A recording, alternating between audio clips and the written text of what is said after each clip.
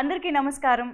దాదాపు 5 దశాబ్దాలుగా మన తెలుగు పరిశ్రమలోను, భారతదేశ సినీ పరిశ్రమలోను బోల్డ్ అని అద్భుతమైన వైవిధ్యభరితమైన కథల్ని మనకి పాటలు, డ్రామా, ఫైట్లు లాంటి కమర్షియాలిటీ అనే సుధతో కలిపి అందించినటువంటి మన దర్శకేంద్రులు, దిగ్గజం, మన లెజెండరీ డైరెక్టర్ కె. రాఘవేంద్రరావు గారు కథాసుధ అనే ఒక వైవిధ్యభరితమైన కాన్సెప్ట్తో ఆయన పర్యవేక్షణలో, ఆయన ప్రోత్సాహంతో మన ముందుకు రాబోతోంది ఈటీవీ విన్లో ఈ 6వ తారీఖు నుంచి.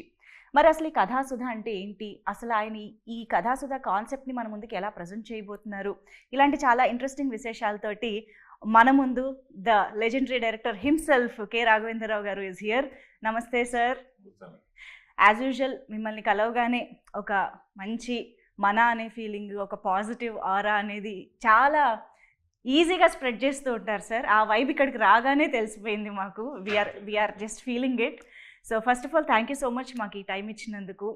సో కథాసుధ యాక్చువల్లీ ఇప్పుడు కొంచెం ఒక సెన్సేషన్ లాగా అందరి నోట వినిపిస్తుంది, ఏంటి కథాసుధ అలే బరి ఉంది అని చెప్పేసి.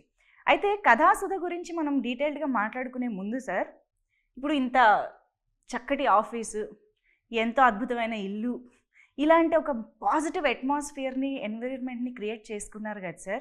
సో హాయిగా రిలాక్స్డ్గా టైం స్పెండ్ చేయకుండా ఎందుకు సార్ మీరు ఇంత తపనతో, తాపత్రయంతో ఒక ప్రాజెక్ట్కి నేను పర్యవేక్షణ చేయాలి, ఇంతమందికి నేను నా ఎక్స్పీరియన్స్ని షేర్ చేయాలి, ఎక్కడి నుంచి వస్తుంది సార్ ఈ తపన అసలు ఇన్ని సంవత్సరాల తర్వాత కూడా? చాలా మంచి క్వశ్చన్ అడిగామ్మా. నేను ఎప్పుడూ ఒకటి చెప్తా ఉంటానమ్మా, మన ఎలా పైకి వచ్చామనేది ఒకసారి గుర్తుంచుకోవాలి ఎప్పుడు కింద నుంచి.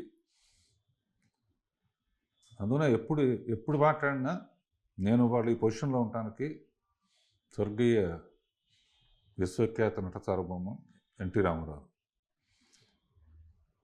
నా ఫస్ట్ షీల్డ్ కూడా రాజకపూర్ చేతుల మీదుగా రామారావు దగ్గర ఉండి అడవి రాముడు అనే స్టిల్ ఎప్పుడు నా దగ్గర ఉంటుందన్నమాట.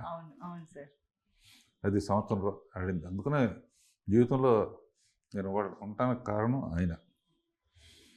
ఆ తర్వాత కొత్త ఫీల్డ్లోకి కొత్త నీరు వస్తే పాత నీరు వెళ్ళిపోవాలి అనే సామెత ఉంది కనుక ఎప్పుడైనా సరే నా తర్వాత ఇంకో డైరెక్టర్ రావచ్చు అని చెప్పి మళ్ళీ రామోజీరావు ట్రిబుల్ R మేమందరం అనమాట. రామారావు, రామోజీరావు ఈటీవీకి సేఫ్టీకి బిజీ డైరెక్టర్స్ వచ్చిన తర్వాత మనం ఖాళీ అవుతాం కదా అనే ఉద్దేశంతో 25 ఏళ్ల క్రితమే శాంతినివాసం అనే సీరియల్తో రాజమౌళిని డైరెక్టర్గా పెట్టి కూడా పాన్ ఇండియా డైరెక్టర్ అయ్యాడు. సో ఇప్పుడు సినిమాలు సాటిస్ఫాక్షన్ 3 గంటల సినిమాలు, సినిమా మనకింత చేసింది, మనం సినిమాకి ఏం చేయాలి, సినిమాకంటే సినిమా ఫీల్డ్కి ఏం చేయాలి, ప్రేక్షకులకు ఏం చేయాలి అంటే ఈ వయసులో నేను చేయగలిగింది ఏంటని ఆలోచిస్తే ఒకసారి యూట్యూబ్ ఛానల్ పెడితే ఎలా ఉంటుందని అనిపించింది. యూట్యూబ్ ఛానల్ పెడితే కొన్ని షార్ట్ ఫిల్మ్స్ చూసి ఎవరు బాగా డైరెక్ట్ చేశారు, డైలాగ్స్ ఎవరు బాగా రాశారు, ఎవరు బాగా యాక్ట్ చేశారు, సో వాళ్ళని కనుక నా తరఫున కూడా నేను తీస్తే దానికి ఒక ఇది వస్తుంది, వాళ్ళకు కూడా ఒక కెరియర్లో రాఘవేంద్రరావు దీంట్లో చేశారని.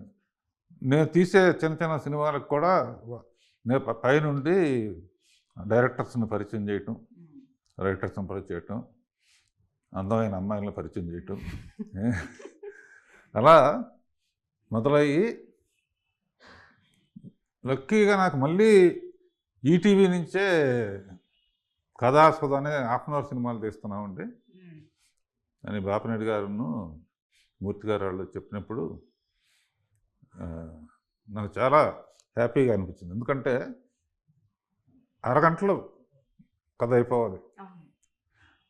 నా లెక్క ప్రకారం ఏ సినిమాకైనా అద్భుతమైన కథ అరగంటే ఉంటుంది, మిగతా అంతా యాక్షను, ఫైట్స్ గిట్స్ ఉంటాయి కదా.